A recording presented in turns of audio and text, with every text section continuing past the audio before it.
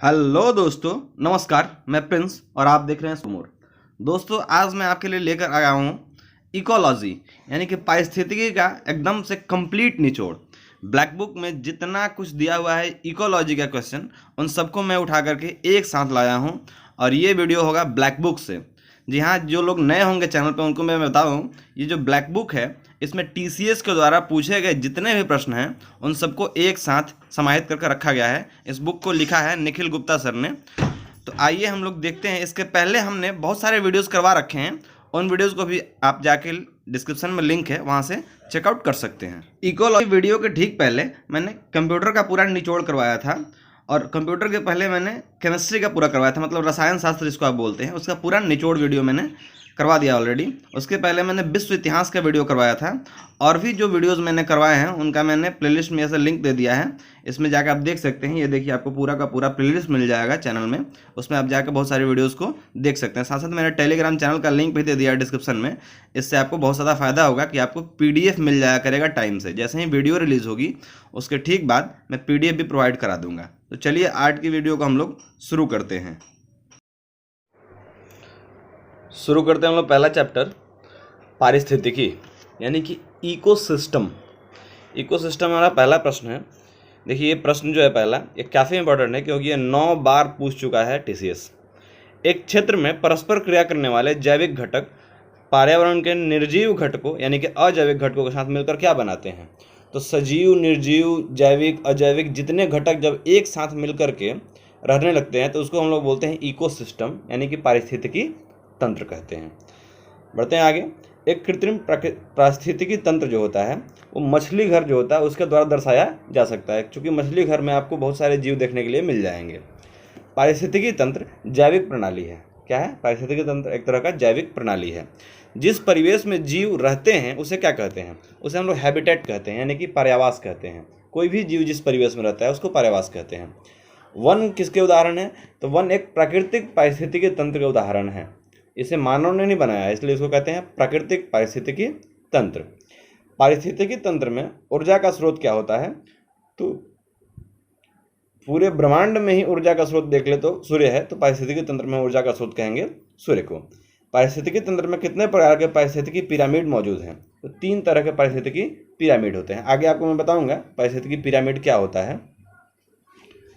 अब देखिए, ऊर्जा है एक परितंत्र में एक दिशीय प्रवाह को प्रदर्शित करता है। ऊर्जा क्या करता है? किसी परितंत्र में एक दिशीय प्रवाह को प्रदर्शित करता है। एक भौगोलिक क्षेत्र में सभी परितंत्र एक साथ मिलकर एक बड़ी इकाई यानी कि पृथ्वी का सबसे बड़ा पारिस्थितिकी तंत्र बनाते हैं, जिसे हम लोग क्या कहते हैं? बायोम कहते हैं। कई बार आपको इंग्लिश में ये चीज़ें देखने को मिल जाएंगी, बायोम मिल जाएगा। ऐसे हिंदी में इसको बोले तो जैव क्षेत्र कहते हैं। जैव क्षेत्र किसको कहते हैं? तो एक भौगोलिक क्षेत्र में सभी परितंत्र एक साथ मिलकर एक बड़ी इकाई का जन्म निर्माण करते हैं, उसे हम लोग बायोम या जैव क्षेत्र कहते हैं। बढ़ते हैं अगले प्रश्न की ओर। एक बायोम विभिन्न पारिस्थितिकी तंत्रों का एक संग्रह होता है जो समान जलवायु परिस्थितियों को साझा करता है। एक स्थलीय परितंत्र में हरे पौधे अपने पत्तियों पर पड़ने वाले सूर्य के प्रकाश की ऊर्जा का 1% अवशोषित कर लेते हैं और इसी से खाद्य ऊर्जा में उसको बदलते हैं। यानी कि जितने पेड़ पौधे हैं वो सूर्य से आने वाली किरण का मात्र 1%, मतलब पूरे पेड़ पौधे मिलाकर के मात्र 1% ही अवशोषित कर पाते हैं और उसी से उनका भोजन बन जाता है। बढ़ते हैं हम लोग आगे। प्रत्येक चरण में मौजूद कार्बनिक पदार्थ की मात्रा के लिए औसत मूल्य के रूप में क्या लिया जा सकता है और उपभोक्ताओं के अगले स्तर तक पहुंचता है? तो ये मात्र 10% पहुंचता है। इसे हम लोग लिंडमान का नियम कहते हैं। किसका नियम कहते हैं? लिंडमान का नियम। क्योंकि उसी ने बताया था कि यदि हम किसी दूसरे जीव पर डिपेंडेंट है या फिर किसी पौधे पर डिपेंडेंट है तो मात्र हम उसका 10% ही एनर्जी ले पाते हैं। आगे प्रश्न हमारे सामने, अमोनीकरण क्या है? तो जल चक्र की प्रक्रिया नहीं है। अमोनीकरण जल चक्र की प्रक्रिया के अंदर नहीं आता है।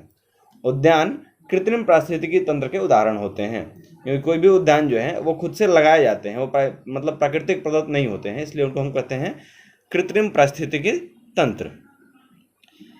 किस जैविक प्रक्रिया में एरोबेस और एनाबेस दोनों कार्बनिक पदार्थों की गुणवत्ता को कम करते हैं? तो ये जब कंपोस्टिंग होती है उसमें एरोबेस और एनाबेस ये दोनों कार्बनिक पदार्थों की गुणवत्ता को कम कर देते हैं। पारिस्थितिकी तंत्र में सबसे जटिल पोषी स्तर का प्रतिनिधित्व करता है। पारिस्थितिकी तंत्र सबसे जटिल पोषी स्तर का प्रतिनिधित्व करता हुआ दिखता है। बी विविधता को पारिस्थितिकी तंत्र विविधता के नाम से भी जाना जाता है। इस बात को ध्यान रखेंगे। बढ़ते हैं आगे। बायोसिस्टमेटिक की मूल इकाई क्या है? तो पारिस्थितिकी जो होती है ये किसी बायोसिस्टमेटिक की मूल इकाई होती है। फसलों का चक्रण क्यों जरूरी है? मिट्टी की उर्वरा शक्ति को बढ़ाने के लिए फसलों का चक्रण जरूरी होता है।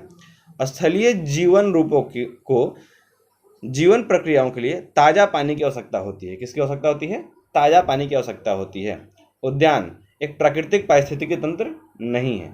उद्यान जो है उसको मानव निर्मित बनाया जाता है, इसलिए वो प्राकृतिक पारिस्थितिकी तंत्र नहीं है। पारिस्थितिकी तंत्र है लेकिन प्राकृतिक नहीं है। किसी पारिस्थितिकी तंत्र में बायोमास पिरामिड उल्टा है। इसका मतलब वो जो पिरामिड बायोमास जो है वो समुद्री पारिस्थितिकी तंत्र को दिखाता है। स्थलीय पारिस्थितिकी तंत्र को हम लोग सीधे पिरामिड से दिखाते हैं। तेल रिसाव किस पारिस्थितिकी तंत्र में देखा जा सकता है? तो समुद्री पारिस्थितिकी तंत्र में तेल रिसाव आपको देखने को मिल सकता है। भारत में सबसे बड़ा संरक्षित आर्द्रभूमि कौन सा है? तो सुंदरवन का जो डेल्टा है ये भारत में सबसे बड़ा संरक्षित आर्द्रभूमि क्षेत्र है। आर्द्रभूमि के लिए एक ये कराया जाता है, कॉन्फ्रेंस कराया जाता है, उसको हम बोलते हैं रामसर सम्मेलन। ये ईरान के रामसर में शुरू हुआ था, इसलिए इसको रामसर सम्मेलन। और इस साइट जितने आर्द्रभूमि हैं ये सबको रामसर साइट्स हम लोग बोलते हैं। अच्छा, टोटल रामसर साइट अब तक आज तक कितने हैं ये आप हमें कमेंट सेक्शन में बता सकते हैं। आर्द्रभूमि एक जलीय पारिस्थितिकी तंत्र है। आर्द्रभूमि क्या है? एक तरह का जलीय पारिस्थितिकी तंत्र है। सबसे स्थिर पारिस्थितिकी तंत्र कौन सा है? तो समुद्र जो होता है सबसे स्थिर और सबसे बड़ा कह सकते हैं पारिस्थितिकी तंत्र होता है। कई मीठे पानी के जानवर समुद्र के पानी में लंबे समय तक नहीं रह सकते क्योंकि उनमें परासरण समस्या का सामना करना पड़ता है। क्योंकि उन्हें क्या होता है? परासरण समस्या का सामना करना पड़ता है। इस कारण से मीठे पानी के जानवर समुद्र के पानी में नहीं रह सकते हैं। अर्धशुष्क क्षेत्र एक स्थलीय पारिस्थितिकी तंत्र के अंदर आता है। परिवेशी वायु जिसको हम लोग एम्बिएंट एयर कहते हैं ये स्थिर होती है जब परिवेशी गिरावट यानी एम्बिएंट लैप्स दर उप एडियाबेटिक हो जाती है। तो परिवेशी वायु जो है तो ये वो स्थिर हो जाती है। यदि मीठे पानी में रहने वाली एक स्वस्थ मछली को खारे पानी में रखा जाए तो अपेक्षित परिणाम क्या होगा? मछली जो होगी वो निर्जलित हो जाती है और मर जाती है। ध्यान रखिएगा, मीठे पानी की यदि मछली है और उसको खारे पानी में डाल दिया, जैसे नदियों की कोई मछली है और वो चली जाएगी समुद्र में तो मछली समुद्र में जाकर मर जाएगी। किसी क्षेत्र की जैव विविधता का एक अच्छा माप है क्या? वहाँ पाई जाने वाली प्रजातियों की संख्या जो है इससे पता चलता है कि यहाँ पे जैव विविधता कितनी अच्छी है। जीवमंडल प्रकृति का वह क्षेत्र है जहाँ जीवन पाया जाता है। इसमें निम्न में से क्या शामिल है? तो इसमें देखिए जलमंडल भी शामिल हो जाएगा, स्थल मंडल भी शामिल हो जाएगा और क्षोभ मंडल। क्षोभ मंडल में ही आपका स्थल मंडल और जल मंडल आता है। संताप मंडल तो क्षोभ मंडल के ऊपर होता है तो ये नहीं शामिल होगा, लेकिन जल मंडल, स्थल मंडल और क्षोभ मंडल शामिल हो जाएगा इसमें। बढ़ते हैं आगे। बीओडी का फुल फॉर्म क्या होता है? Biochemical oxygen demand. इससे पानी की गुणवत्ता मापा जाता है। पानी की गुणवत्ता बीओडी में मापते हैं, ठीक है? तो इसलिए ध्यान रखेंगे बायोकेमिकल ऑक्सीजन डिमांड। ये क्वेश्चन में 2 बार रिपीट किया गया है टीसीएस के द्वारा। तालाबों और कुओं में किस मछली को छोड़ने से मच्छरों को नियंत्रित करने में मदद मिलती है? तो गैम्बूसिया एक मछली है जिसको तालाब या कुआं इस आदि में डाल देने से उसमें मच्छर नहीं पनपते हैं, उनके लार्वा को ये खा जाती है। जैसे ही मच्छर का लार्वा होगा ये पानी पर तैरेगा तो ये मछली ऊपर निकल करके उस लार्वा को खा जाती है, जिससे उस पानी में मच्छर नहीं पनपते हैं। बायोगैस के बारे में निम्नलिखित में से कौन सा कथन गलत है? देखते हैं हम लोग। देखिए, बायोगैस में 1% से भी कम मीथेन होता है, ये चीज़ गलत है क्योंकि बायोगैस से हमें मीथेन का सबसे अधिक प्रतिशत मात्रा मिलता है, तभी तो हम उसका उपयोग कर पाते हैं। दूसरा है बायोगैस बिना धुएं के जलती है और कोई अवशेष नहीं छोड़ती, ये बात सही है। बायोगैस को गोबर गैस के भी नाम से जानते हैं, ये भी सही है। बायोगैस के उत्पादन में पौधे के हिस्सों, सब्जियों के कचरे, सीवेज का उपयोग किया जाता है, ये भी सही है। लेकिन उसमें जो मीथेन होता है उसका मात्रा अधिक पाया जाता है, ये बात ध्यान रखेंगे। निम्नलिखित में से कौन सा जीवाश्म ईंधन नहीं है? तो यहाँ पे देखिए आपके सामने 4 ऑप्शंस हैं। बिटुमेन, डामर, बायोमास, पेट्रोलियम। इसमें जो बायोमास होता है ये कोई जीवाश्म ईंधन नहीं है, क्योंकि बायोमास तो हम लोग अभी सामने अपने से तैयार करके तब बनाते हैं, लेकिन बायोमास उसको कहते हैं जीवाश्म ईंधन जो करोड़ों वर्षों से पृथ्वी के नीचे दबा हो और तब पेट्रोलियम, कोयला इत्यादि में चेंज हो गया हो, उसको हम लोग जीवाश्म ईंधन कहते हैं। इस कारण से बायोमास हमारा जीवाश्म के अंदर नहीं आएगा, बाकी सारा कुछ आएगा। विशिष्ट विशेषताओं या कुछ आदतों की उपस्थिति जो किसी पौधे या जानवर को अपने आसपास रहने में सक्षम बनाती है, इस चीज़ को हम लोग अनुकूलन कहते हैं, हैबिटेशन कहते हैं। ठीक है, इसको कहते हैं अनुकूलन। कब? जब विशिष्ट विशेषताओं या कुछ आदतों की उपस्थिति जो किसी पौधे या जानवर को अपने आसपास रहने में सक्षम बनाती है, इसको अनुकूलन कहते हैं। जैसे आप किसी परिस्थिति में रहने का अनुकूल रहिएगा तभी आप वहाँ पर रह पाइएगा, अन्यथा आपका मन नहीं लगने लगता है, आप छोड़ के भाग जाते हैं काम, तो इसी को कहते हैं अनुकूलन। शैवाल, नीले और हरे शैवाल जैव उर्वरक हैं। नीले और हरे शैवाल जो हैं ये किस कैटेगरी में आते हैं? जैव उर्वरक की कैटेगरी में आते हैं। लाइकेन किन दो के बीच का संबंध है? तो कवक और शैवाल के बीच का जो संबंध होता है इसी को हम लोग लाइकेन कहते हैं। और लाइकेन जो होता है ये पोल्यूशन को इंडिकेट करता है। ठीक है। एस्केरिस एक मोनोजेनेटिक परजीवी है। एस्केरिस क्या है? एक मोनोजेनेटिक परजीवी है। परजीविता क्या है?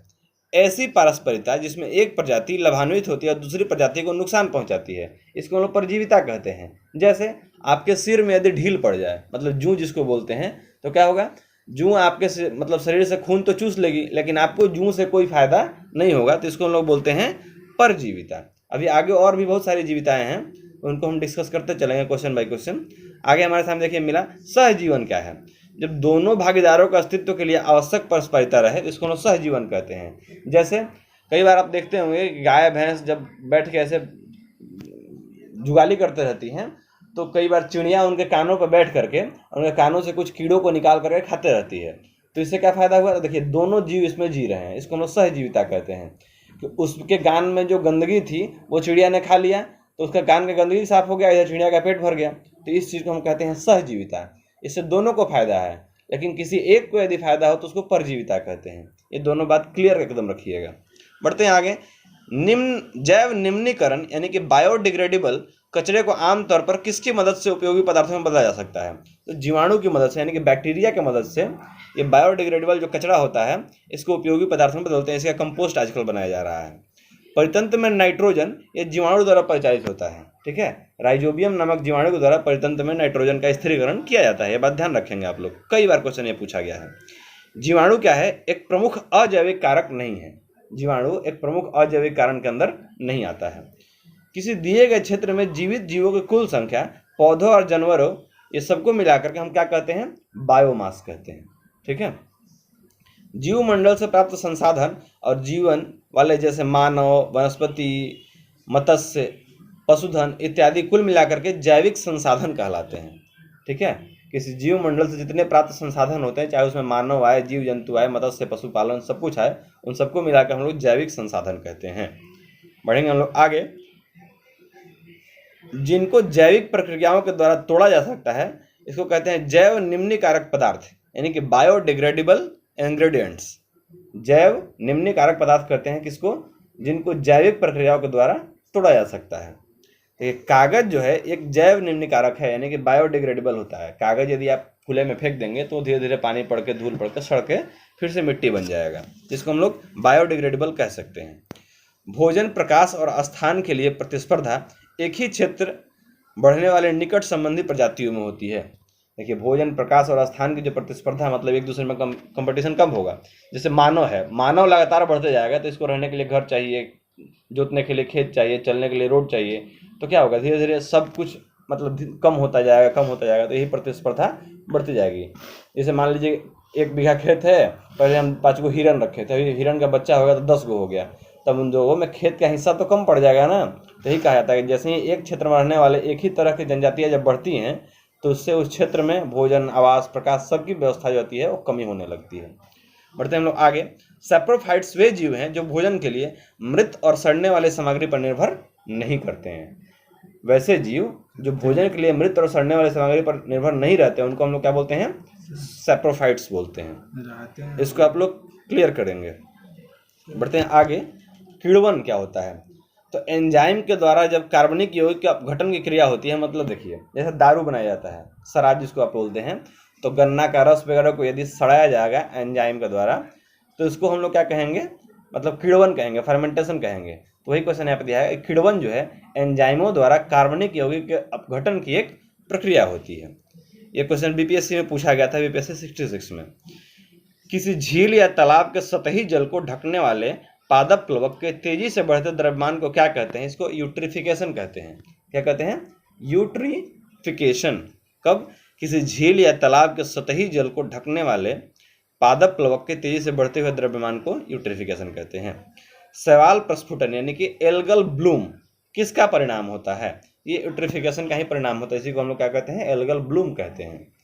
शैवाल और कवक के बीच के सहजीवी संबंध को लाइकेन कहते हैं। हमने बताया कि लाइकेन जो है ये पोल्यूशन को इंडिकेट करता है। अधिकतम ऑक्सीजन ये पादप प्लवक द्वारा उपलब्ध होता है।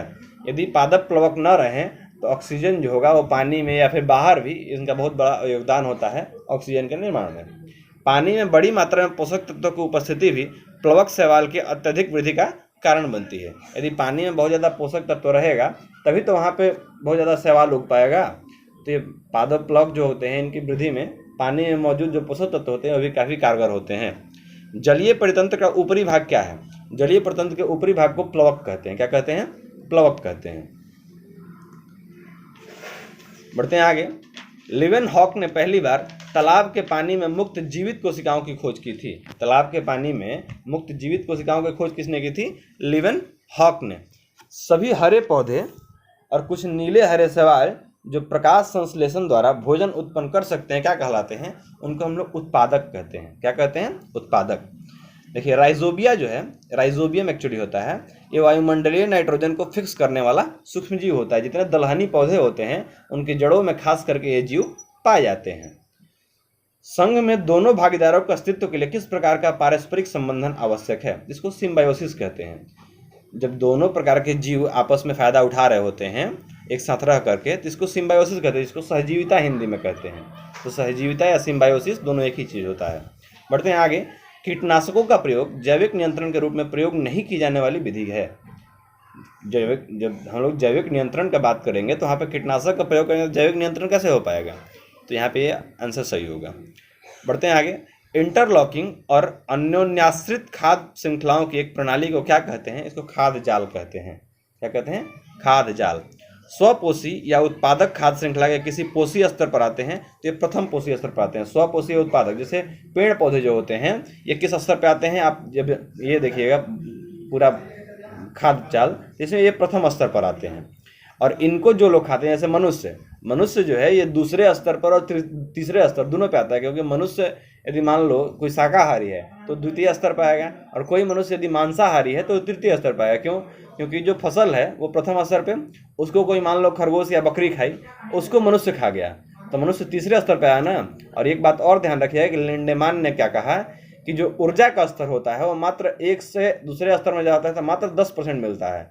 मतलब पौधों के पास जितनी ऊर्जा है यदि हम उसे खाते हैं तो हमें मात्र उसका 10% ही मिल पाएगा।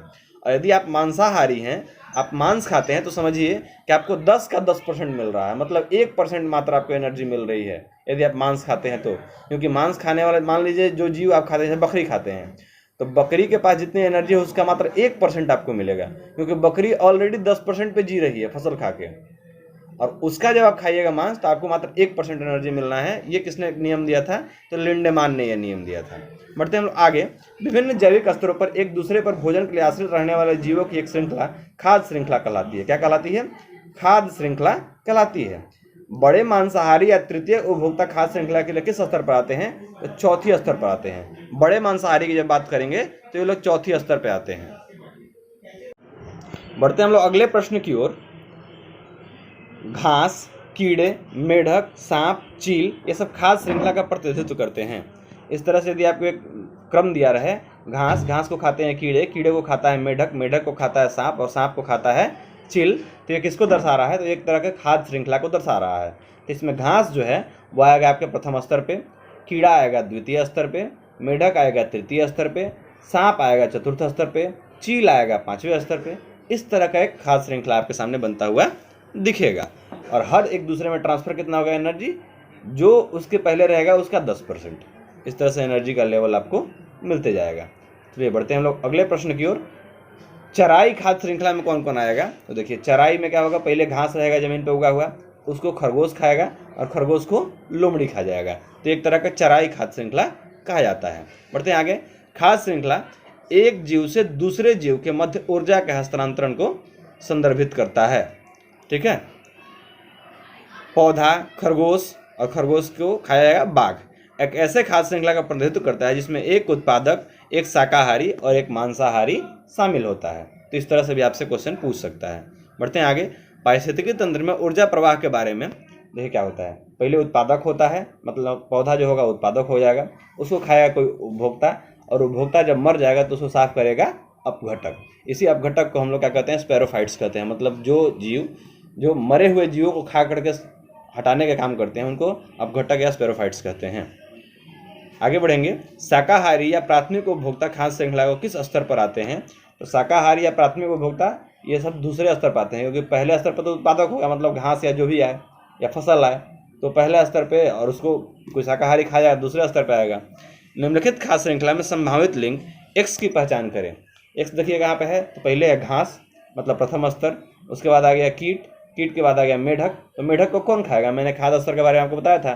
तो मेढक को खा जाएगा सांप, और सांप को खा जाएगा चील। तो यहाँ पर आंसर आ जाएगा सांप। मतलब ऑप्शन के अकॉर्डिंग चलेंगे। यदि सांप के जगह कुछ और रहता है जो मेढक को खा सकता है, वो आंसर भी हो सकता है।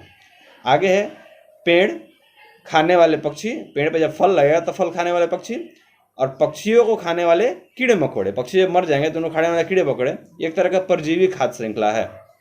ठीक है, बढ़ते हैं हम लोग अगले चैप्टर की ओर, और ये आएगा पारिस्थितिकी जीवमंडल। ठीक है, इस चैप्टर का नाम क्या है? जीवमंडल। जीवमंडल में हमारा पहला प्रश्न है, काफ़ी इंपॉर्टेंट। स्थल मंडल, जल मंडल और वातावरण के बीच संपर्क तथा संकीर्ण क्षेत्र जहाँ प्राकृतिक वनस्पति और वन्य जीव मौजूद होते हैं उसको जीवमंडल कहते हैं। क्या कहते हैं? जीवमंडल। किसको? तो स्थल मंडल, जल मंडल और वातावरण के बीच संपर्क या संकीर्ण क्षेत्र जहाँ प्राकृतिक वनस्पति और वन्य जीव मौजूद होते हैं उनको जीवमंडल कहते हैं। ये 6 बार पूछा गया TCS के द्वारा केवल। जीवमंडल में सर्वाधिक उत्पादन परितंत्र नदी का मुहाना होता है। ध्यान रखिएगा, किसी जीवमंडल में सबसे ज़्यादा उत्पादन कहाँ होता है? तो नदी के मुहाना जो होता है सबसे ज़्यादा उत्पादक केंद्र माना जाता है। सजीव जीवमंडल के जैविक घटक का गठन करते हैं। जीवों की सापेक्ष संख्या में नाजुक संतुलन को समझकर मनुष्य जीवमंडल में पारिस्थितिकी संतुलन बनाए रख सकता है। जीवमंडल, जिसको हम लोग बायोस्फीयर कहते हैं, इस शब्द का अर्थ क्या है? तो पृथ्वी के चारों ओर मिट्टी, पानी, हवा, जो भी क्षेत्र जो वनस्पति और जीवों के रहने के लिए सक्षम है, इस सबको मिला करके हम लोग एक साथ बायोस्फीयर कहते हैं। 1986 में भारत सरकार द्वारा सबसे पहले कौन सा बायोस्फीयर रिजर्व स्थापित किया गया था? तो नीलगिरी बायोस्फीयर रिजर्व, ये 1986 में भारत सरकार द्वारा सबसे पहला बायोस्फीयर रिजर्व स्थापित किया गया था। अच्छा, नीलगिरी बायोस्फीयर रिजर्व किस राज्य में है? आप हमें कमेंट सेक्शन में जरूर बताइएगा। बढ़ते हैं हम लोग आगे। भारत में डुगोंग, जिसको हम लोग समुद्री गाय भी कहते हैं, किस बायोस्फीयर रिजर्व में पाई जाती है? तो मन्नार की खाड़ी में पाई जाती है। मन्नार की खाड़ी आपको तमिलनाडु में मिल जाएगी। तो वहीं पर डुगोंग नामक ये समुद्री गाय पाई जाती है। भारत का सबसे बड़ा बायोस्फीयर रिजर्व कौन सा है? तो मन्नार की खाड़ी को हम लोग सबसे बड़ा बायोस्फीयर रिजर्व मानते हैं। भारत के किस क्षेत्र को पारिस्थितिकी हॉट स्पॉट के रूप में माना जाता है? तो पश्चिमी घाट को हॉट स्पॉट के रूप में मानते हैं। और साथ साथ यदि ऑप्शन आपके सामने रहे कि पूर्वोत्तर भारत जो है, यानी पूर्व उत्तर वाला जो क्षेत्र है, 7 सिस्टर्स वाला, उसको भी हम लोग हॉट स्पॉट के रूप में, पारिस्थितिकी का हॉट स्पॉट के रूप में जानते हैं। ठीक है, और साथ साथ हिमालय को भी कभी कभी पारिस्थितिकी हॉट स्पॉट के रूप में जाना जाता है, क्योंकि इस पर जीव भी ज़्यादा रहते हैं और पेड़ पौधे भी रहते हैं, इस कारण इसको हॉट स्पॉट बोला जाता है। भारत में विविध उप समुद्री वनस्पति और जीवों का संरक्षण के लिए जैव रिजर्व कहाँ स्थित है? तो अंडमान और निकोबार द्वीप समूह जो है, यहाँ पे भारत के विविध उप समुद्री वनस्पति और जीवों का संरक्षण के लिए जैव रिजर्व उपस्थित होते हैं। भारत का कौन सा बायो रिजर्व विश्व नेटवर्क ऑफ बायोस्फीयर रिजर्व में शामिल नहीं है? तो जिम कॉर्बेट जो है, जिम कॉर्बेट कहाँ है? ये आपको उत्तराखंड में देखने के लिए मिल जाएगा। ये world network of biosphere reserve में शामिल नहीं है। वह कौन सा राज्य है जिसे अगस्त्यमाला बायोस्फीयर रिजर्व फैला हुआ है? तो केरल और तमिलनाडु, इन दोनों राज्यों में अगस्त्यमाला बायोस्फीयर रिजर्व फैला हुआ है। पंचमढ़ी बायोस्फीयर रिजर्व किस राज्य में है? ये मध्य प्रदेश में पाया जाता है। बायोस्फीयर क्या संदर्भित करता है? तो पृथ्वी का वह भाग जिसमें महासागर, भूमि, मिट्टी और जीव का वातावरण शामिल है, उसको हम लोग बायोस्फीयर कहते हैं। भारत का बायोस्फीयर रिजर्व यानी कि यूनेस्को नंदा देवी किस राज्य में शामिल है? तो यूनेस्को ने इसको बायोस्फीयर रिजर्व में शामिल किया है। ये नंदा देवी उत्तराखंड में शामिल है। बढ़ेंगे हम लोग अगले चैप्टर की ओर, इसका नाम है वन। इसमें वन से संबंधित सारे प्रश्न होंगे। देखिए, इसमें कुछ आंकड़े जो होंगे वो थोड़े से पुराने होंगे, लेकिन वैसे आंकड़े होंगे जो अभी तक बदले नहीं हैं, तो उसको पढ़ने से आपको कोई प्रॉब्लम होने वाला नहीं है। लेकिन अभी मैं बता दूं कि लेटेस्ट आंकड़ा 2021 का भी आ चुका है। तो 2017-19 वाले रिपोर्ट का मतलब उतना खासा फ़ायदा होगा नहीं, लेकिन आंकड़े कुछ बदले नहीं हैं, इसलिए आपको ये पढ़ने से भी कोई दिक्कत नहीं है। चलिए हम लोग देखते हैं पहला क्वेश्चन। भारत वन स्थिति रिपोर्ट 2017 के अनुसार मध्य प्रदेश राज्य में अस्थायी वन के अंतर्गत आने वाला क्षेत्र जो है वो सबसे बड़ा क्षेत्र है। भारत वन स्थिति रिपोर्ट 2019 के अनुसार देश में कुल 24.56% जो है वो वन और पेड़ों से आच्छादित क्षेत्र है। देखिए, वन क्षेत्र अलग होते हैं और पेड़ से आच्छादित क्षेत्र अलग होते हैं। वो आपको मैं धीरे धीरे बता दूंगा आगे क्वेश्चन में आएगा तो, कि वन क्या होता है और पेड़ आच्छादित क्या होता है। इन दोनों को मिला करके 24.56% पूरा एरिया है। बढ़ते हैं आगे। टैगा का अर्थ क्या है? तो शंकुधारी वन जो होते हैं उनको टैगा वन कहते हैं। ठीक है। पृथ्वी के भूभाग पर उष्णकटिबंधीय वन का प्रतिशत कितना है?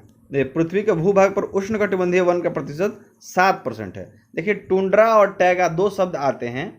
यहाँ से आपको मैं एक चीज़ क्लियर कर दूँ। देखिए, टैगा में शंकुधारी वन होते हैं, मतलब ऐसे वृक्ष होते हैं जिन पर कोई यदि फुहार पड़े, मान लीजिए बर्फ़ इधर चमकता है ना, इस तरह के पेड़ होते हैं, तो इस पर जैसे ही बर्फ़ पड़ेगा तो क्या होगा, ये सारा बर्फ़ फिसल के नीचे गिर जाएगा। तो इन वनों को कहते हैं टैगा वन।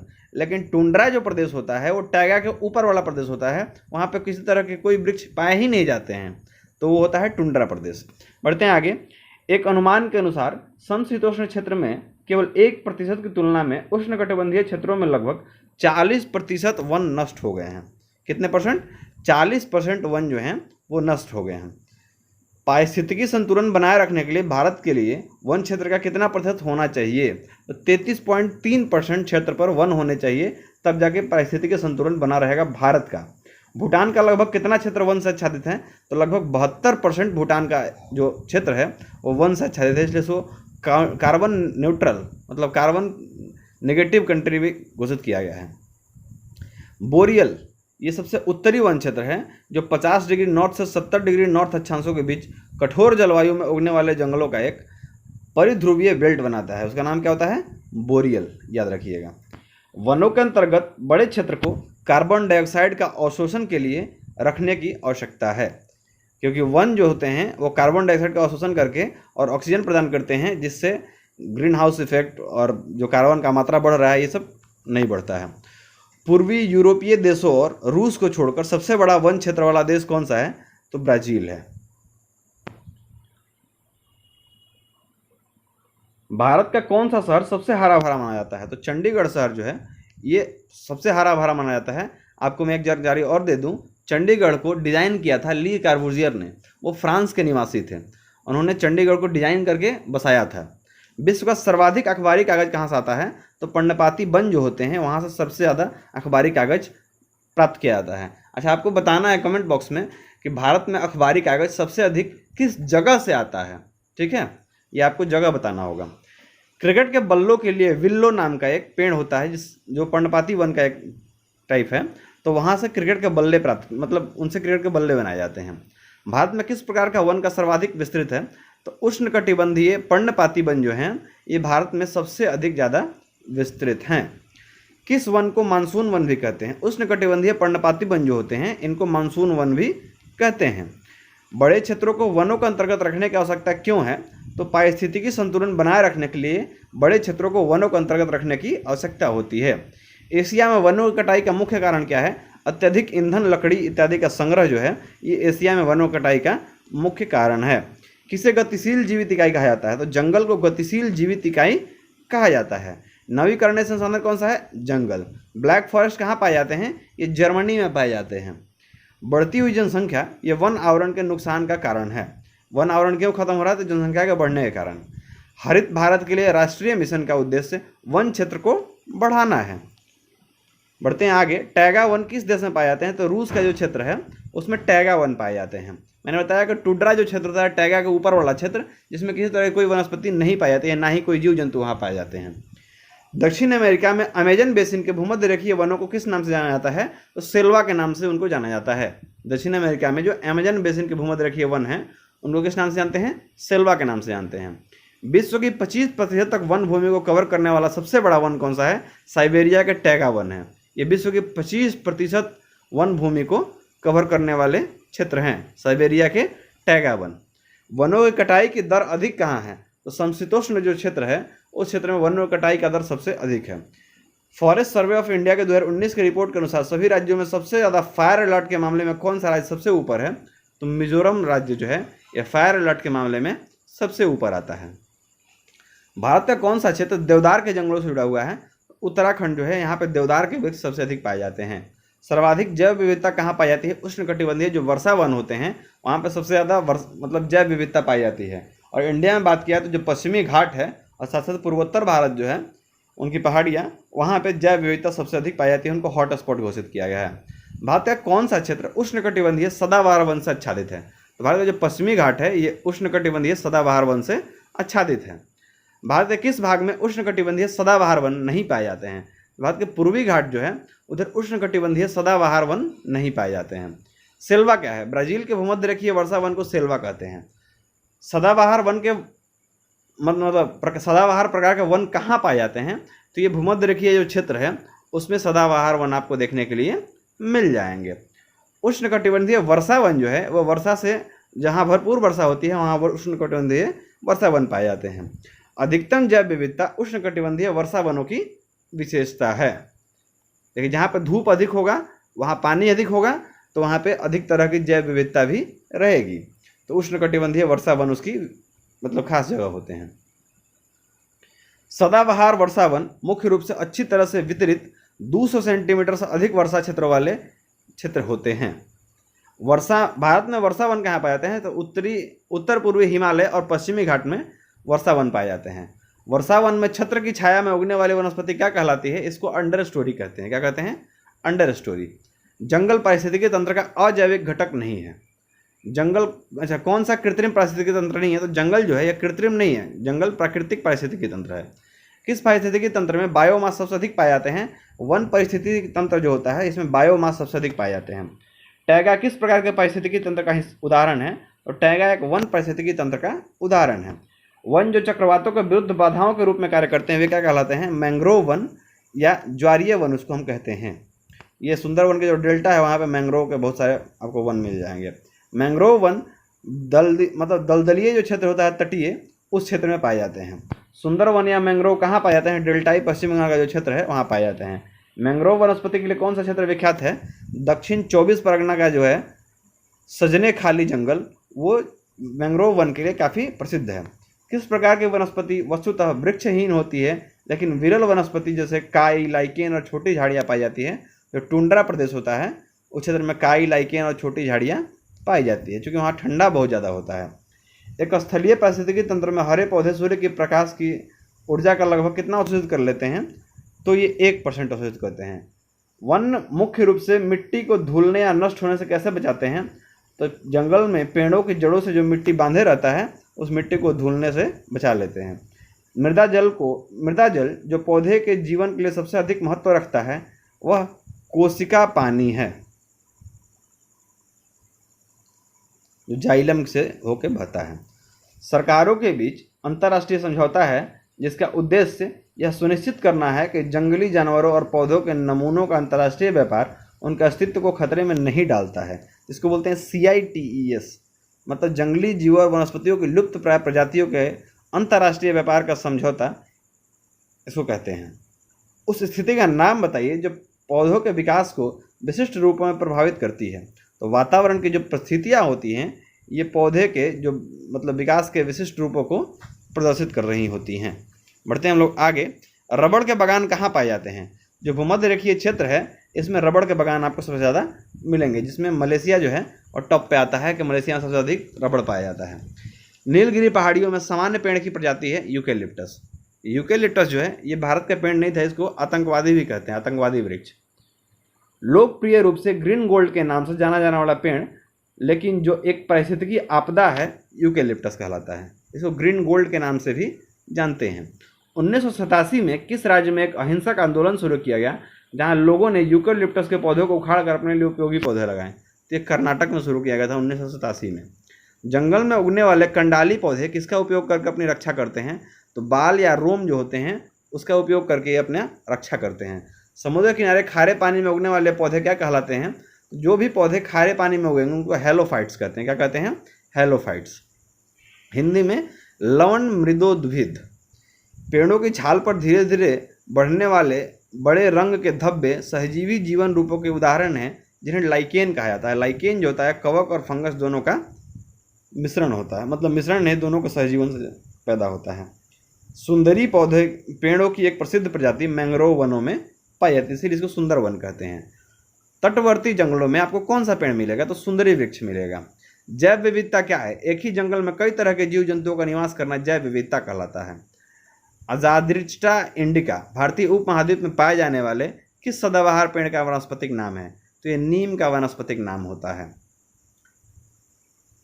कुनैन के पेड़ मुख्य रूप से किस वनस्पति से संबंधित है? तो ये उष्णकटिबंधीय सदाबहार वन से संबंधित होते हैं कुनैन के पेड़। कुनैन आपको सबसे अधिक मिल जाएगा इंडोनेशिया में। भारतीय वानस्पतिक सर्वेक्षण ने परजीवी फूलदार पौधे गैलेडोविया कैनिकियानोरम एक नई प्रजाति की खोज की है। यह नाम किस समुदाय के सम्मान में रखा गया है? तो नागा समुदाय के सम्मान में यह नाम रखा गया है। एक पारिस्थितिकी तंत्र में प्राथमिक उत्पादक पौधे होते हैं। क्या होते हैं? पौधे प्राथमिक उत्पादक होते हैं। कृषि योग्य भूमि को कैसे परिभाषित किया गया? कुल प्रति भूमि प्लस शुद्ध बोया गया क्षेत्र जो होता है, इसको हम क्या कहते हैं? कृषि योग्य भूमि कहते हैं। साल, सागौन, नीम, शीशम ये सब फर्नीचर, परिवहन और निर्माण सामग्री बनाने के लिए उपयोगी जैसे दृढ़ लकड़ी के पेड़ किस प्रकार के जंगल में पाए जाते हैं? तो उष्णकटिबंधीय पर्णपाती वनों में पाए जाते हैं। कौन? साल, सागौन, नीम और शीशम जो हैं ये उष्णकटिबंधीय पर्णपाती वनों में पाए जाते हैं। पर्णपाती वनों में पेड़ एक विशेष मौसम में अपने पत्ते गिराते हैं। पर्णपाती वनों में जो पेड़ होते हैं ये विशेष मौसम में अपने पत्ते गिरा देते हैं, इसलिए इनको एक्चुअली पर्णपाती कहा है जाता है। 2,4-D का प्रयोग खरपतवार नाशक के लिए किया जाता है। देखिए, खरपतवार नाशी में सबसे ज़्यादा उपयोग करने वाला कोई चीज़ है तो उसका नाम मतलब कोई दवा है तो उसका नाम होता है 2,4-D। रेगिस्तानों के विस्तार को रोकने के लिए पेड़ों को स्ट्रिप्स या ब्लॉक में लगाया जाता है, जिन्हें रेगिस्तान के एक तरफ सबसे छोटे पेड़ और दूसरी तरफ सबसे ऊंचे पेड़ होते हैं। इस प्रकार का वृक्षारोपण को विंड ब्रेक्स कहा जाता है। क्या कहते हैं? विंड ब्रेक्स कहते हैं। भारतीय वन अनुसंधान संस्थान कहाँ स्थित है? ये देहरादून में स्थित है। शुष्क वन अनुसंधान क्षेत्र ये जोधपुर में स्थित है। भारतीय वानस्पतिक सर्वेक्षण यानी कि BSI का मुख्यालय किस शहर में स्थित है? तो मुख्यालय इसका है कोलकाता में।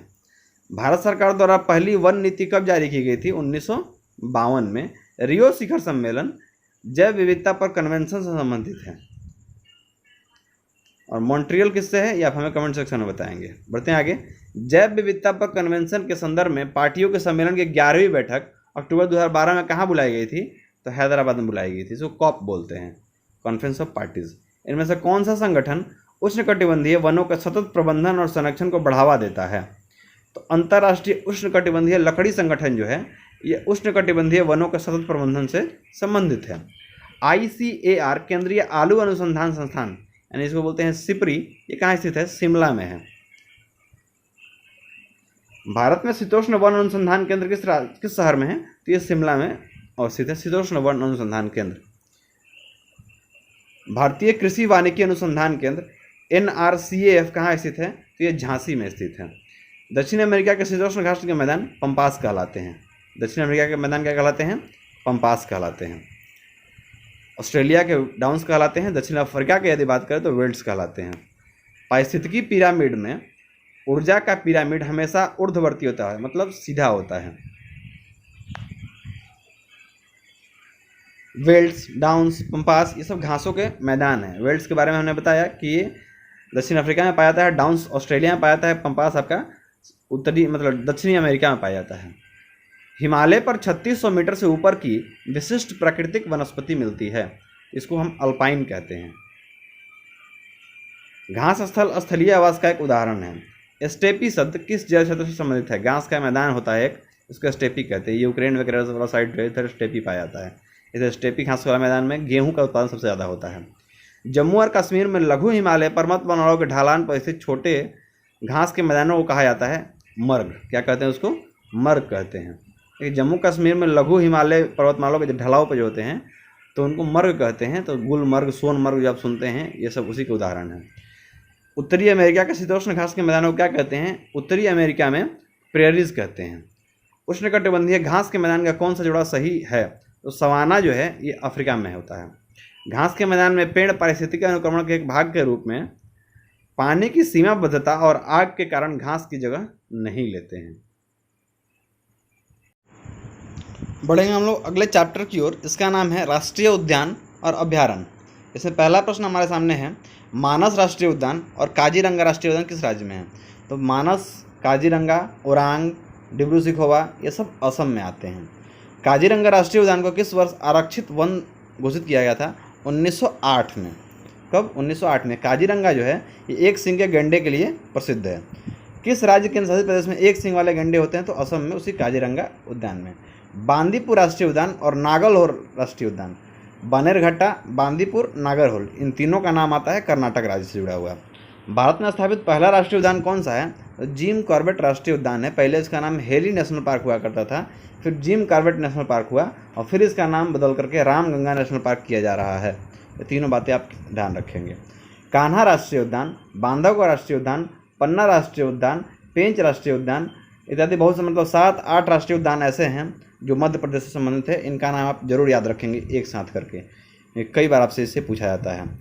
न केवल भारत बल्कि दुनिया में सबसे बड़ा मैंग्रोव वन कहाँ पे है? तो ये सुंदरवन के डेल्टा में पाया जाता है। भारत के सुंदरवन राष्ट्रीय उद्यान से सटा सुंदरवन रिजर्व फॉरेस्ट किस पड़ोसी देश में है? तो ये बांग्लादेश में स्थित है सुंदरवन रिजर्व फॉरेस्ट। सुंदरवन राष्ट्रीय उद्यान को यूनेस्को की वर्ल्ड धरोहर सूची में शामिल किया गया है। गिर राष्ट्रीय उद्यान और गिर जंगल कहाँ स्थित हैं? ये गुजरात में स्थित हैं। ये एशियाई शेर के लिए प्रसिद्ध होते हैं। किश्तवाड़ राष्ट्रीय उद्यान, दाची-ग्राम राष्ट्रीय उद्यान ये जम्मू कश्मीर में पाया जाता है, लेकिन हेमिस राष्ट्रीय उद्यान जो था वो कहाँ पाया था? वो लद्दाख में पाया था, ध्यान रखेंगे। दाची-ग्राम एकमात्र अभयारण्य है जहाँ कश्मीरी हिरण पाए जाते हैं। दाची-ग्राम में क्या पाया जाता है? कश्मीरी हंगुल या कश्मीरी हिरण कह सकते हैं। वन्य जीवों के कल्याण के लिए आरक्षित क्षेत्र जिसमें मानव हस्तक्षेप निषिद्ध है उसको राष्ट्रीय उद्यान कहते हैं। राष्ट्रीय उद्यान में मानव हस्तक्षेप निषिद्ध होता है। नामदफा राष्ट्रीय उद्यान कहाँ है? नामदफा अरुणाचल प्रदेश में। विक्रमशिला गंगा डॉल्फिन कहाँ अभयारण्य है? तो ये मतलब भागलपुर में बनाया जा रहा है और आप इसमें डायरेक्ट मतलब डॉल्फिन को देख सकते हैं पुल पर खड़ा होकर के। कांगेर घाटी राष्ट्रीय उद्यान कहाँ है? तो ये कांगेर घाटी और इंद्रावती राष्ट्रीय उद्यान ये दोनों छत्तीसगढ़ में पड़ता है। गुरु घासीदास ये भी आपको छत्तीसगढ़ में देखने को मिल जाएगा। बढ़ते हैं हम लोग आगे। नेपाल का कौन सा राष्ट्रीय उद्यान भारत के वाल्मीकि राष्ट्रीय उद्यान की निरंतरता है? तो चितवन राष्ट्रीय उद्यान जो है उसी की निरंतरता है नेपाल में वाल्मीकि राष्ट्रीय उद्यान।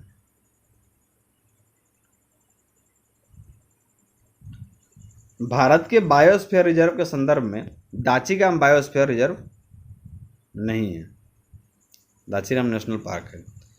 दुधवा राष्ट्रीय उद्यान उत्तर प्रदेश में स्थित है। मानस में हाथियों का पाया जाना आम होता है, मतलब असम में जो मानस अभयारण्य है वो किसके लिए जाना जाता है? तो हाथियों के लिए जाना जाता है। और काजीरंगा एक सींग वाले गेंडे के लिए।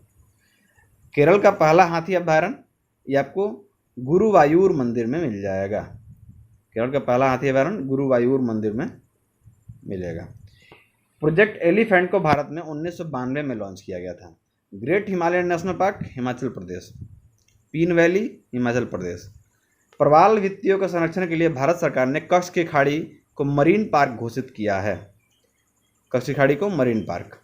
बांकापुर मयूर अभयारण्य किस राज्य में स्थित है? तो ये बांकापुर मयूर अभयारण्य कर्नाटक में मिल जाएगा। ब्रह्मगिरी वन्यजीव अभयारण्य कर्नाटक के किस जिले में है? तो कर्नाटक के कोडागू जिले में है ब्रह्मगिरी वन्यजीव अभयारण्य।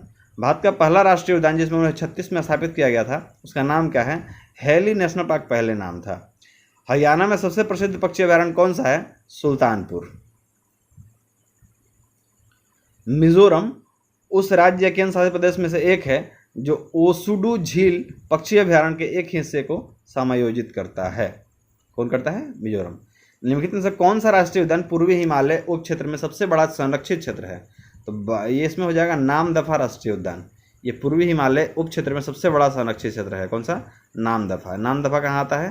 तो ये अरुणाचल प्रदेश में आता है। पीन वैली हिमाचल प्रदेश। कौन सा वन्यजीव अभयारण्य उत्तर भारत में एक 3 राज्यों से संरक्षित क्षेत्र है? यह गंभीर रूप से लुप्तप्राय घड़ियाल, लाल मुकुट वाले कछुए और लुप्तप्राय गंगा नदी डॉल्फिन के लिए प्रसिद्ध है। तो राष्ट्रीय चंबल अभयारण्य जो है ये 3 राज्यों से घिरा हुआ अभयारण्य है। गर्म पानी अभयारण्य कहाँ है? गर्म पानी आपको कार्बी आंगलांग, असम राज्य में मिल जाएगा। कार्बी आंगलॉन्ग एक जिला है, वहाँ पर गर्म पानी अभ्यारण्य आपको मिलेगा।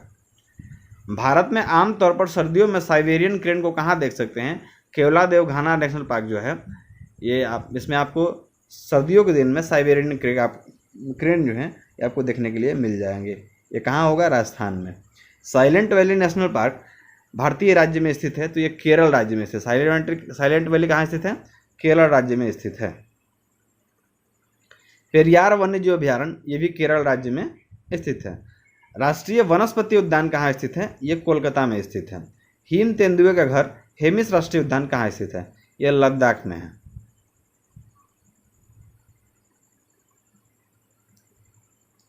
मध्य प्रदेश का शिवपुरी राष्ट्रीय उद्यान किसके लिए महत्वपूर्ण है? तेंदुआ और चीतल के लिए शिवपुरी राष्ट्रीय उद्यान महत्वपूर्ण होता है। क्लाउडेड लेपर्ड नेशनल पार्क किस राज्य में है? तो त्रिपुरा में स्थित है clouded leopard national park. Clouded leopard national park Tripura में। गिर वन ये सिंह अभ्यारण्य के लिए विख्यात है। गिर वन किसके लिए विख्यात है? सिंह अभ्यारण्य के लिए। विश्व का एकमात्र तैरता हुआ राष्ट्रीय उद्यान केबुल लामजाओ कहाँ स्थित है?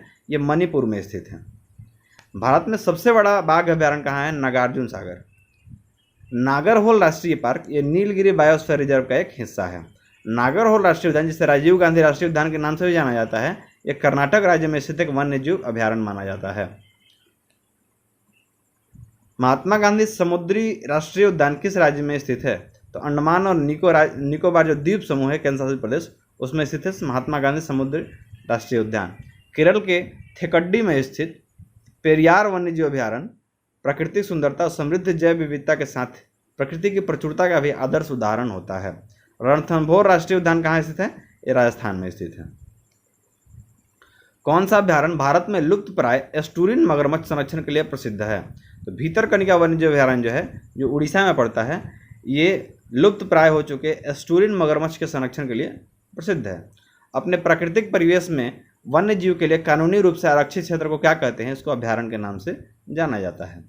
कंचनजंगा राष्ट्रीय उद्यान सिक्किम में है। मुदुमलाई तमिलनाडु में।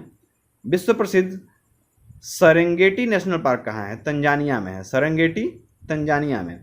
मुदुमलाई क्यों प्रसिद्ध है? तो टाइगर्स के लिए प्रसिद्ध है मुदुमलाई नेशनल पार्क। गहीर माथा अभ्यारण्य कहाँ है? तो ये उड़ीसा में है, लेकिन कछुए के लिए एकमात्र अभ्यारण्य है। भीतरकनिका मगरमच्छों के लिए। करतनिया घाट वन्यजीव अभ्यारण्य किस राज्य में है? तो ये उत्तर प्रदेश में स्थित है करतनिया घाट वन्यजीव अभ्यारण्य।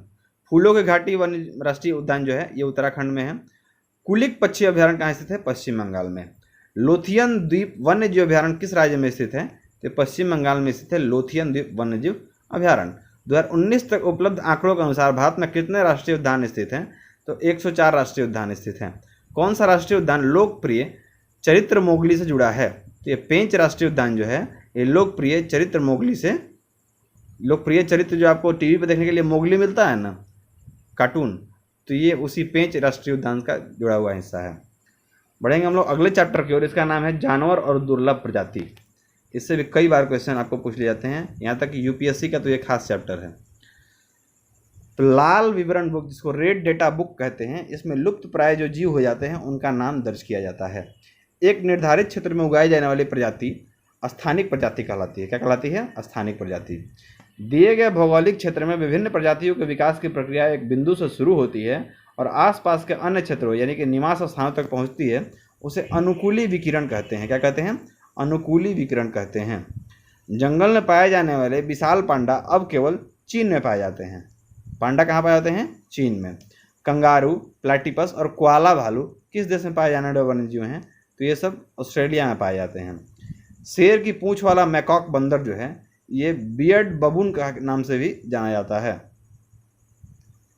केरल की साइलेंट वैली में पौधे और जानवरों की दुर्लभ प्रजातियां मिलती हैं। शिकारियों या बाधाओं को खोजने के लिए चमगादड़ या डॉल्फिन किस घटना का उपयोग करते हैं? इको लोकेशन का उपयोग करते हैं। कौन सी गंभीर प्रजाति जो है संकटग्रस्त है? तो जंगली उल्लू जो है ये गंभीर रूप से संकटग्रस्त प्रजाति है। सूस डॉल्फिन किस नदी में पाई जाती है? तो ये गंगा नदी में पाई जाती है सूस डॉल्फिन। भारत का राष्ट्रीय जल पशु कौन सा है? गंगा की डॉल्फिन। जनसंख्या में जीनों के योग को जीन पूल कहते हैं।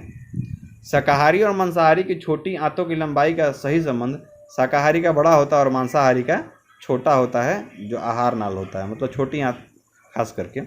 3 प्रकार के परपोषी का नाम बताइए। शाकाहारी, मांसाहारी और सर्वाहारी, ये 3 प्रकार के परपोषी हैं। जंगली बिल्ली की एक प्रजाति लिंक्स भारत के किस राज्य में पाई जाती है? जम्मू और कश्मीर में लिंक्स प्रजाति की बिल्ली पाई जाती है।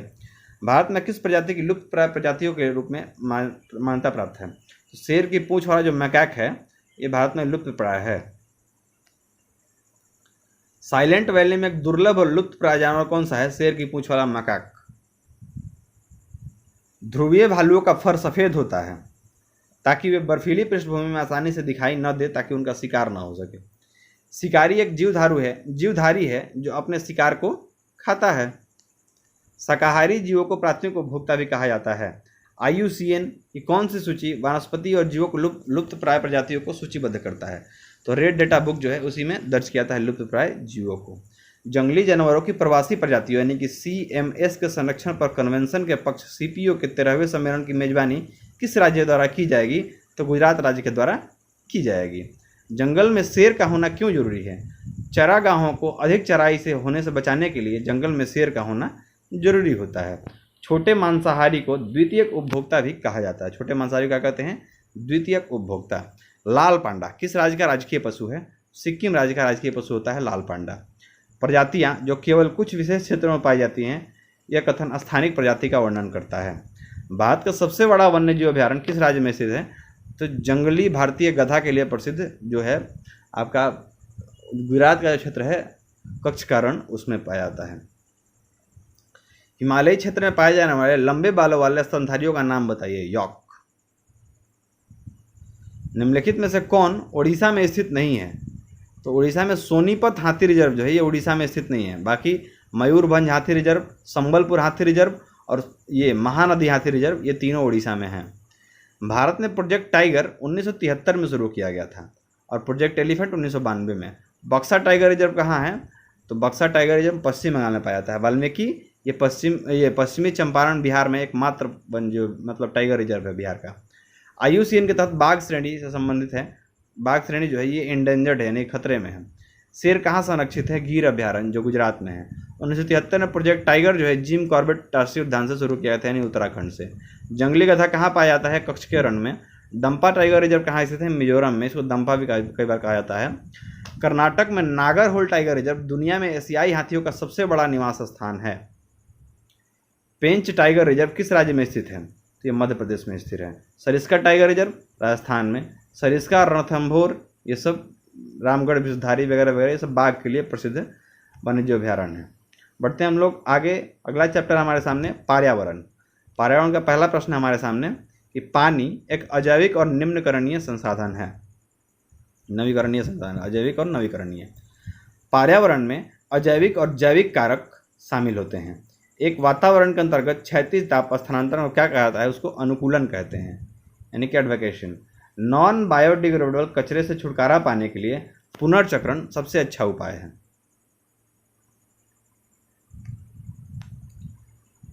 पर्यावरण प्रबंधन प्रणाली से संबंधित कौन सा ISO प्रमाणन है? तो पर्यावरण प्रबंधन से 14 ये कह सकते हैं 14001 जो ISO प्रमाणन होता है ये पर्यावरण प्रबंधन प्रणाली से जुड़ा हुआ होता है। निम्नलिखित में कौन सा एक नॉन बायोडिग्रेडेबल अपशिष्ट है? तो प्लास्टिक जो है ये नॉन बायोडिग्रेडेबल होता है। भारत में स्वीकार्य ध्वनि प्रदूषण स्तर 40 से 45 डेसिबल के बीच होता है। विश्व स्वास्थ्य संगठन के अनुसार एक मनुष्य की मानक श्रव्य क्षमता की सीमा कितनी होती है? 5 से 10 डेसिबल होती है। स्टोन कैंसर किसके कारण होता है? अम्लीय वर्षा की वजह से स्टोन कैंसर होता है। स्टोन कैंसर मतलब आपके शरीर में नहीं, जो संगमरमर लगा हुआ कोई बिल्डिंग वगैरह है वो खराब होने लगता है, पीला पड़ने लगता है, झरने लगता है, जैसे आपका ताजमहल। कौन सी मानव निर्मित आपदाएं सामाजिक रूप से प्रेरित हैं? तो आगजनी जो है ये सामाजिक रूप से प्रेरित मानव निर्मित आपदा है। विश्व में वायु प्रदूषण का उच्चतम स्रोत मोटर वाहन। कौन सा ईंधन न्यूनतम पर्यावरण प्रदूषण का कारक है? तो हाइड्रोजन। ये सबसे साफ और सुरक्षित ऊर्जा माना जा रहा है। कचरे के निपटान का सबसे अच्छा तरीका क्या है? भूमि यदि भर दिया जाए कचरे से, ये सबसे अच्छा तरीका है। वे प्रदूषक जो रिश्ते भूजल के साथ नीचे की ओर बढ़ते हैं वो लिचेट कहलाते हैं। क्या कहलाते हैं? लिचेट। वह जीव जो वायु प्रदूषण की निगरानी करता है क्या कहलाता है? तो उसको काई कहते हैं। प्राकृतिक आपदा जिसमें एक गहरी झील के पानी से अचानक कार्बन डाइऑक्साइड निकलता है उसे लिमिनिक के रूप में जानते हैं। किस रूप में जानते हैं? लिमिनिक के रूप में जानते हैं।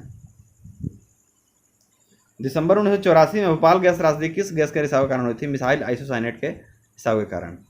प्राकृतिक जैविक खाद रासायनिक उर्वरकों में बेहतर पाई जाती है क्योंकि जैविक उर्वरक मिट्टी के उत्पादकता को बनाए रखते हैं। हरित लेखांकन का क्या अर्थ है? देखिए, हरित लेखांकन का अर्थ है देश की राष्ट्रीय आय को प्रदूषण और पर्यावरणीय क्षति के आकलन को ध्यान में रखते हुए मापना। कौन से 3 आर पर्यावरण के अनुकूल माने जाते हैं? तो रिड्यूस, रीयूज और रिसाइकल, इस 3 आर को पर्यावरण के अनुकूल मानते हैं। जल प्रदूषण का उपचार क्या है? तो विपरीत परासरण यानी कि रिवर्स ऑस्मोसिस कर दिया जाए तो जल प्रदूषण का उपचार हो जाता है। जिस फिल्टर पर सीवेज छिड़का जाता है उसे रिसाव फिल्टर कहते हैं। निचले क्षेत्रों में ठोस अपशिष्ट का डंपिंग सैनिटरी लैंडफिलिंग कहलाता है। क्या कहलाता है? सैनिटरी लैंडफिलिंग। प्रदूषित वातावरण से निकलने वाले पार्टिकुलेट मैटर यानी PM10 को छींकने की प्रक्रिया के दौरान फिल्टर किया जाता है। फसलों पर DDT के छिड़काव से जमीन और पानी का प्रदूषण होता है। ताप विघटन जो ठोस अपशिष्ट उपचार की एक प्रक्रिया है जो वायुमंडलीय दबाव पर 430 डिग्री सेल्सियस के ऊपर के तापमान पर होती है। किसी झील में अत्यधिक मात्रा में ऊष्मा का जुड़ना ऊष्मीय प्रदूषण कहलाता है। जैव आवर्धन 9 बायोमैग्निफिकेशन का तात्पर्य क्या है? विषाक्त पदार्थ का बढ़ जाना। यदि किसी जल निकाय में उच्च BOD मान है तो वह सामान्यतः बहुत प्रदूषित होता है। कौन सा खरपतवार औद्योगिक बहिस्राव से होने वाले जल प्रदूषण को नियंत्रित करने में प्रभावी होता है? तो जलकुंभी यानी कि वाटर हाइड्रेंट होता है जो ये जल प्रदूषण को नियंत्रित करने में प्रभावी होता है। ऊन एक बायोडिग्रेडेबल कचरा के अंतर्गत आता है। कौन सी गैस सूर्य के साथ पृथ्वी यानी ग्रीन हाउस गैस से निकलने वाली गर्मी के अवशोषण के लिए सबसे महत्वपूर्ण है और ग्लोबल वार्मिंग की घटनाओं में अधिकतम योगदान देती है? ये कार्बन डाइऑक्साइड है। कौन सी ग्रीन हाउस गैसों में सबसे अधिक ऊष्मा धारण करने की क्षमता होती है? क्लोरोफ्लोरोकार्बन जिसको CFC कहते हैं उसमें सबसे अधिक ऊष्मा धारण करने की क्षमता होती है। नाइट्रस ऑक्साइड और मीथेन जैसे ग्रीन हाउस गैसों का सबसे अधिक उत्पादन करने वाला जीव कौन सा है? तो ये हरे पौधे हैं। ग्रीन हाउस प्रभाव का अर्थ क्या है? वायुमंडलीय गैसों के कारण सौर ऊर्जा का बढ़ना एक ग्रीन हाउस प्रभाव है। ओजोन परत से ये परावैंगनी किरणें से वायुमंडल की रक्षा करता है। ओजोन परत यानी कि ओजोन का फॉर्मूला होता है O3। पृथ्वी की सतह पर ओजोन परत लगभग 3 मिलीमीटर मोटी है। देखिए, ओजोन परत के लेयर जो है इसको डॉब्सन इकाई में मापते हैं कितना मोटा है। तो 3 मिलीमीटर मोटा है ओजोन परत पर, पृथ्वी की सतह पर। एक्चुअली हमारे ग्रह के वैश्विक जलवायु परिवर्तन के 5 प्रमुख संकेतक कौन से हैं? तो आर्कटिक समुद्री बर्फ, कार्बन डाइऑक्साइड, वैश्विक तापमान, समुद्र तल और भूमि बर्फ, ये सब वैश्विक जलवायु परिवर्तन के 5 प्रमुख संकेतक के रूप में कार्य करते हैं। बढ़ते हैं हम लोग अगले चैप्टर को जिसका नाम है प्रोटोकॉल और आंदोलन। तो पहला क्वेश्चन हमारा है क्योटो प्रोटोकॉल किस वर्ष लागू हुआ था? 2005 में लागू हुआ था क्योटो प्रोटोकॉल। किगाली समझौता मॉन्ट्रियल प्रोटोकॉल में 8वां संशोधन है। किगाली समझौता कौन सा संशोधन है? 8वां। विभिन्न देशों द्वारा हस्ताक्षरित क्योटो प्रोटोकॉल किससे संबंधित है? तो स्वच्छ पर्यावरण और जलवायु परिवर्तन से संबंधित होता है क्योटो प्रोटोकॉल। क्योटो प्रोटोकॉल क्या है? यह ग्लोबल वार्मिंग को कम करने के लिए कदम उठाने के लिए देशों के बीच एक समझौता है। Kyoto protocol. वातावरण में क्लोरोफ्लोरोकार्बन के उत्सर्जन पर प्रतिबंध लगाने के लिए पहला कौन सा प्रोटोकॉल बनाया गया था? तो CFC के लिए मॉन्ट्रियल प्रोटोकॉल बनाया गया था। भारत में आर्द्रभूमि सम्मेलन रामसर कन्वेंशन किस वर्ष लागू हुआ था? 1982 में इस पर साइन लागू कर दिया गया था। रामसर कन्वेंशन अंतर सरकारी संधि है जो आर्द्रभूमि के संरक्षण के लिए ढांचा प्रदान करती है। किस राज्य में रामसर आर्द्रभूमि साइट दीपोर बिल स्थित है? दीपोर बिल असम में आपको देखने को मिल जाएगा। खाड़ियाँ और उनके आसपास की आर्द्रभूमि आमतौर पर पाए जाने वाले पानी के निकाय हैं जहाँ नदियाँ समुद्र से मिल रही होती हैं। आर्द्रभूमि कृषि में वर्षा के मौसम में पौधे की मिट्टी में नमी की आवश्यकता अधिकता में अधिक होती है।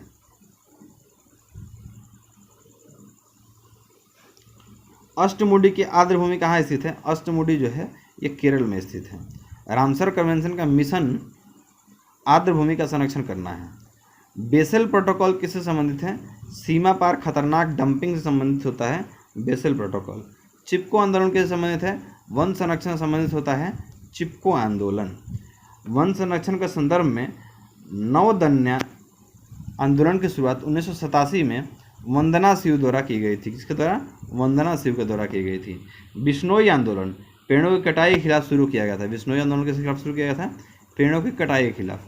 वन रोपण की प्रक्रिया अधिक से अधिक पौधे लगाना है। अधिक से अधिक पौधे लगाना किसकी प्रक्रिया है? वन रोपण की। वन महोत्सव का संबंध किससे है?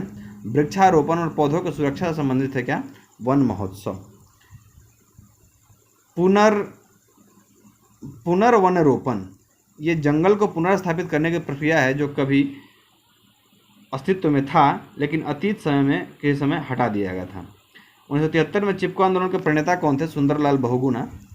प्रसिद्ध चिपको आंदोलन संबंधित है पेड़ से। ये लोग पेड़ों से चिपक करके पेड़ों को कटने से रोकते थे। अब हम लोग आज के खास चैप्टर की ओर बढ़ते हैं। इसका नाम है मिसलेनियस। ठीक है, इसमें कुछ 40-50 प्रश्न होंगे जो मिसलेनियस होंगे और ये लगातार कई बार पूछे जाते हैं। सूर्य का प्रकाश निवास का कौन सा घटक बनाती है? तो अजैविक घटक बनाती है। बांस एक प्रकार का घास है, सबसे लंबा घास है। जैव विविधता का अंतर्राष्ट्रीय वर्ष 2010 था। 1 पौंड शहद बनाने के लिए मधुमक्खियों को लगभग कितने फूलों से पराग इकट्ठा करना पड़ता है? तो 5 करोड़ फूलों से इकट्ठा किए हुए रस से 1 पौंड शहद बनता है। अनुकूलन जीव की एक विशेषता है, रूपात्मक, शारीरिक, व्यवहारिक, जो जीव को अपने आवास में जीवित रहने और प्रजनन के लिए सक्षम बनाती है, उसको अनुकूलन कहते हैं। हवा में निलंबित सूक्ष्म कण का तरल या बूंदों को एरोसोल कहा जाता है। क्या कहते हैं? एरोसोल कहते हैं। स्वपोषक उपभोक्ताओं के अंतर्गत वर्गीकृत नहीं है। एक प्राकृतिक क्षेत्र में जलवायु और प्राकृतिक वनस्पति की समानता होती है। जलवायु और प्रकृति की समानता कहाँ होती है? प्राकृतिक क्षेत्र में। सहभोजिता वह अंतःक्रिया है जिसमें एक जाति को दूसरे से लाभ होता है पर दूसरे को पहले से नुकसान नुकसान होता है न ही लाभ होता है। इस चीज़ को क्या कहते हैं? सहभोजिता कहते हैं। कौन से जीव प्रत्यक्ष या अप्रत्यक्ष रूप से अपनी जीविका के लिए उत्पादकों पर निर्भर होते हैं? तो उसको बोलते हैं उपभोक्ता। मृदा संरक्षण की जैविक विधि कौन सी है? समुच्च या कंटूर खेती। एक खेत में सांप और गिद्ध चूहों को खा रहे हैं। यदि जंगली कुत्तों को खेत में छोड़ दिया जाए तो तत्काल परिणाम क्या होगा? चूहों की संख्या में कमी हो जाएगी। एक प्याज का खाने योग्य भाग मांसल पत्ते होते हैं। भारत की जनजातियों में किस जनजाति के नाम पर विश्व के प्राचीन भूवैज्ञानिक इतिहास के एक बड़े महाद्वीप का नाम रखा गया? गोंड।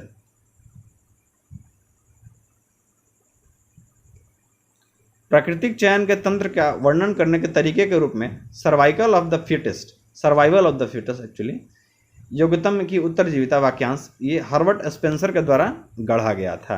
ये शब्द किसने गढ़ा था? Survival of the fittest, Herbert Spencer ने। मृत सागर को मृत सागर क्यों कहा जाता है? बहुत ज़्यादा नमक की वजह से इसमें किसी भी प्राणी के जीवित रहना असंभव है, इसलिए इसको मृत सागर कहते हैं, डेड सी कहते हैं। भूमध्य सागर अनेक प्रकार की वाइन और शैंपेन के लिए प्रसिद्ध है।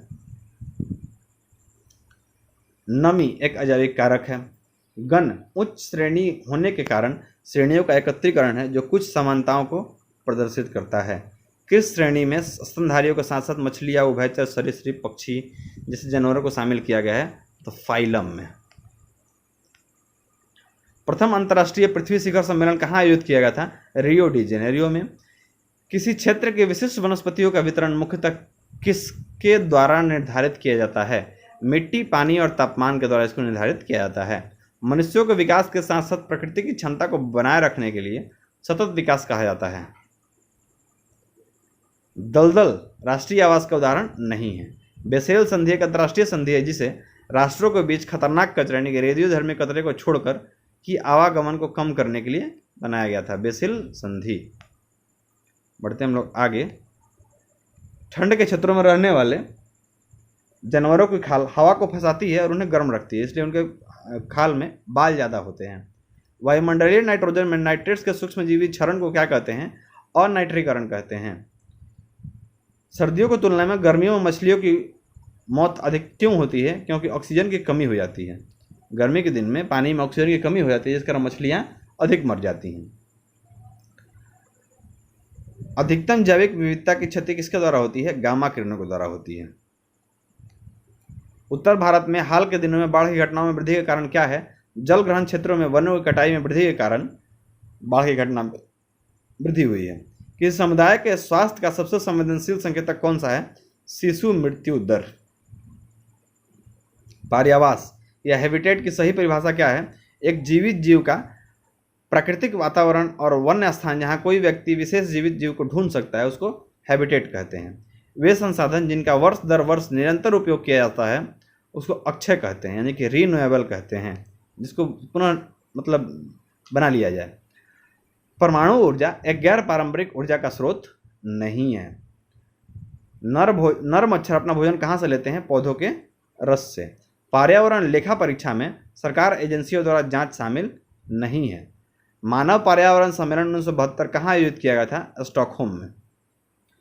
किस गांव ने दिखाया है कि भूमि क्षरण को नियंत्रित करना संभव है? सुखो माजरी गांव ने।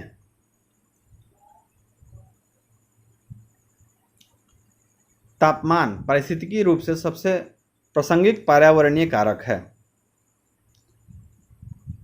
नदी के किनारे मछली के अनुमानित अवनति का क्षेत्र इंगित करती है, यानी कि जोन ऑफ डिग्रेडेशन जो है ये इंगित करती है। तो इस तरह से हम लोगों ने चैप्टर विविध को भी खत्म कर लिया है और कुल मिलाकर हम लोगों ने पूरा का पूरा इकोलॉजी समाप्त कर दिया है। यदि आपको ये वीडियो पसंद आई हो तो इसे लाइक करना, अपने दोस्तों तक इस वीडियो को शेयर कर देना और साथ साथ चैनल को भी आप सब्सक्राइब कर लेना, ताकि जो भी आगे वीडियोज़ आएँ उनका नोटिफिकेशन सबसे पहले आपको मिलती रहे। मिलते हैं ऐसे ही किसी और ख़ास वीडियो में। तब तक के लिए जय हिंद। और आप कमेंट बॉक्स में ज़रूर बताएंगे कौन सा वीडियो आपको आगे चाहिए।